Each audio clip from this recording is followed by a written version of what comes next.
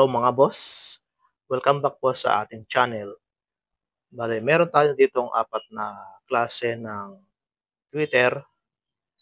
Alin kaya dito sa 4 ang mas malakas saka maganda ang tunog?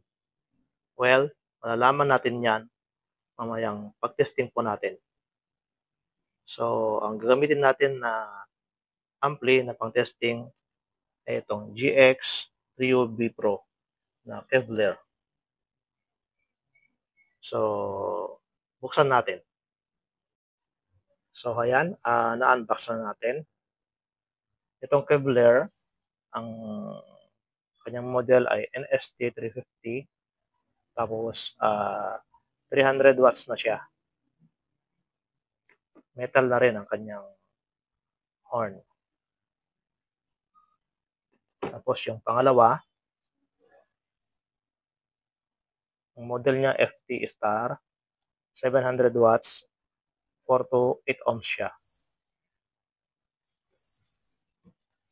Tapos yung pangatlo, Phylum, 700 watts siya. Pareho pa ng itong FT Star, same watts po sila. Tapos 4 to 8 ohms na rin siya. Metal na rin ang kanyang horn. Tapos itong isa, Broadway, BCS 400. Ang nakalagay po sa kanya, 400 watts, 8 ohms. Bale, ang gagawin natin, testing natin mamaya. So, malalaman natin kung alin nga ba sa kanilang 4 ang malakas, saka magandang tunog. Kasi, mostly, ang nakalagay dito sa likuran niya na specs niya, or kung yung watts niya, hindi mo dyan malalaman talaga kung anong talagang tunog niya. Ganda ng tunog niya. Malalaman natin pag talagang testing na natin. Kasi meron man nakalagay dito na mas mataas na watts, tapos mas mababa dito sa Kevlar. Expect natin mas malakas yung mas mataas ang watts. So, hindi ganon. Tingnan natin mamaya. Bale, lalagyan natin siya ng wire. Yung lahat ng negative dito, kung 4, bale, parallel connection natin siya. Tapos, yung terminal na positive na wire from amplifier, isa-isahin natin mamaya na idikit sa bawat positive ng 4 na tweeter. Tingnan natin kung alin ba sa kanilang 4 ang mas malakas, saka maganda ang tunog. So, ayan mga boss, naikabit na natin lahat itong negative ng lahat ng 4 na tweeter natin. So, isa-isahin natin na i-testing.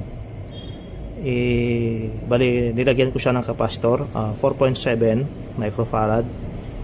Tapos, idikit natin sa positive na ng bawat isa. Unahin nating itry itong Kevlar na 350 watts.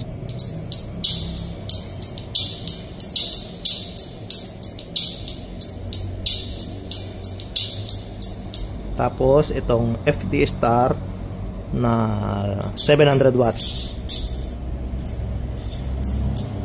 So ayan, mapapansin natin mga boss, mas malakas yung Kevlar. Tapos sunod natin yung Phylum na 700 watts.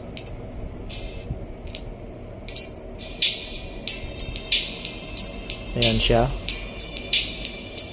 Mas malakas pa rin yung Kevlar. Although nakalagay dito sa Phylum 700 watts.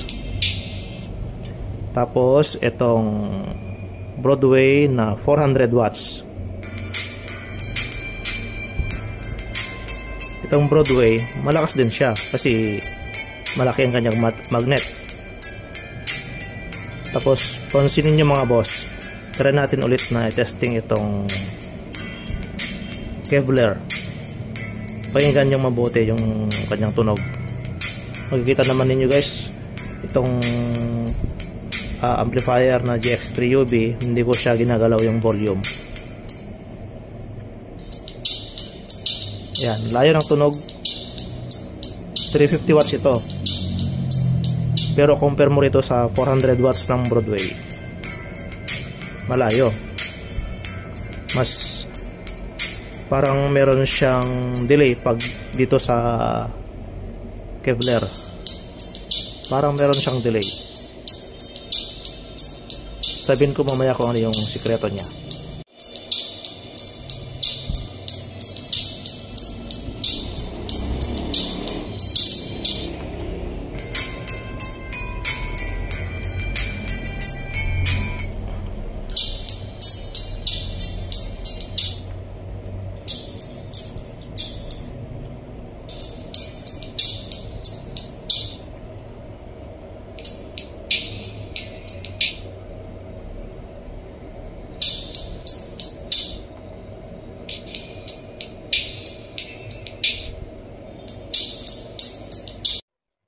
So, ito na mga boss ang kanyang sikreto.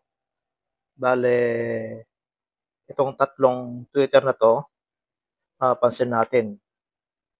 Ang kanyang magnet, malalaki.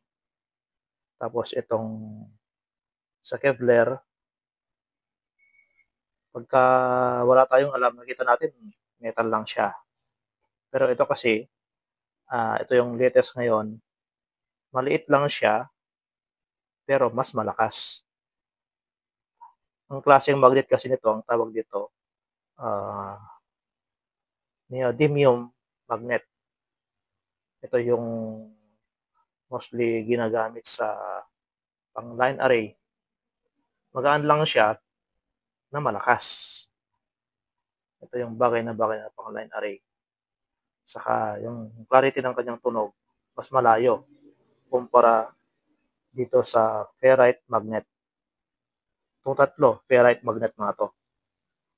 Malalaki yung magnet niya, tapos mas maliit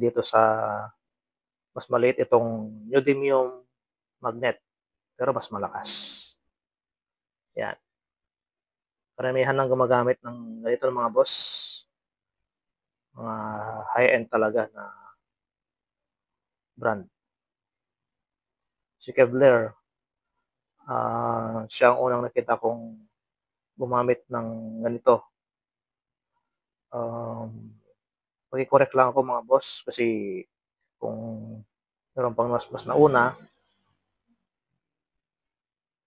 kasi itong hawak lang namin na brand ngayon na nauna kong na-order, ito ay galing kay Kevlar. Kaya siya ang nakita kong nauna na meron sa amin. So, hanggang dyan muna ang ating video mga boss. Maraming salamat.